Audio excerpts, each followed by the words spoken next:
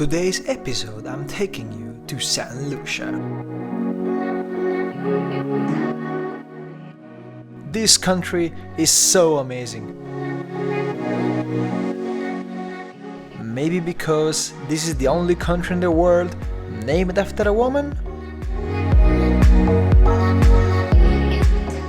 But what truly impressed me were the Piton's Rock, located near the town of Soufrière. So, are you ready to experience the best view of the Caribbean? Don't be shy!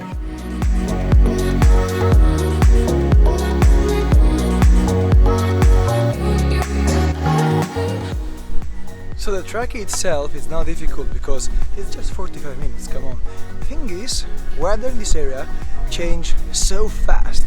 You know, in one day can rain 5 times can be sunny, so that's the only problem. But let's hope once I reach there, the view is going to be awesome.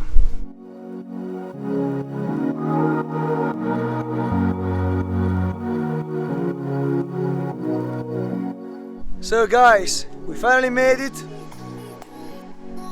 This is probably one of the most beautiful rocks or whatever it is I've ever seen in my life. So let me see how it looks like from the top.